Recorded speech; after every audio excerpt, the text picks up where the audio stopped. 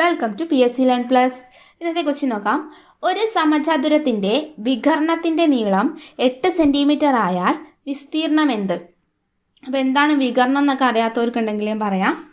വികർണം എന്ന് വെച്ചാൽ അതാണ് സമചതുരം എന്ന് പറഞ്ഞാൽ എന്താണ്, 4 വശവും തുല്യമായിട്ടുള്ള ചതുരത്തിനാണ് സമചതുരം എന്ന് വിളിക്കുന്നത്. ഇതിന് വികർണം എന്ന് പറഞ്ഞാൽ ഒരു മൂലയിൽ നിന്ന് മറ്റേ മൂലയിലേക്ക് വരയ്ക്കുന്ന ഒരു ലൈൻ ഉണ്ടല്ലോ, ഇതിനെയാണ് നമ്മൾ വികർണം എന്ന് പറയുക. ഒരു സമചതുരത്തിന് 2 വികർണങ്ങളാണ് ഉണ്ടാവുക. ഈ വികർണത്തിനെ നമ്മൾ ഡി എന്ന ലെറ്റർ കൊണ്ട് ഡിനോട്ട് ചെയ്യുന്നു.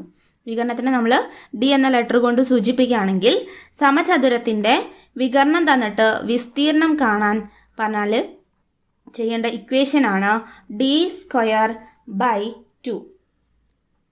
ഓർത്ത് വയ്ക്കാം, d²/2. ഈ ഒരു ഇക്വേഷൻ ഓർത്ത് വെച്ചിട്ടുണ്ടെങ്കിൽ നമ്മളെ ആൻസറായി. അപ്പോൾ വികർണത്തിൻ്റെ നീളമാണ് എന്ത്, ഡി എന്ന് പറയുന്നത്. അതിൻ്റെ വർഗ്ഗം എടുക്കുക, അതിനെ 2 കൊണ്ട് ഹരിക്കുക.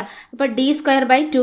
വികർണത്തിൻ്റെ നീളം ഇവിടെ തന്നിട്ടുള്ളത് 8 ആണ്. 8ൻ്റെ സ്ക്വയർ ബൈ 2. അപ്പോൾ എത്രയായി? 64. 8ൻ്റെ സ്ക്വയർ എത്രയാണ്? 64. 64/2 എന്ന് പറഞ്ഞാൽ എത്രയാണ്? 64ൻ്റെ പകുതി 32 സെൻറ്റിമീറ്റർ സ്ക്വയർ. അപ്പോൾ നമ്മുടെ ആൻസർ എന്താണ്? Option A, 32 centimetre square. അപ്പോൾ നമ്മുടെ വീഡിയോസ് ഇഷ്ടമാവുന്നുണ്ടെങ്കിൽ വീഡിയോ ഒന്ന് ലൈക്ക് ചെയ്യുക, ഷെയർ ചെയ്യുക, ചാനൽ ഒന്ന് സബ്സ്ക്രൈബ് ചെയ്യുക. Thank you for watching.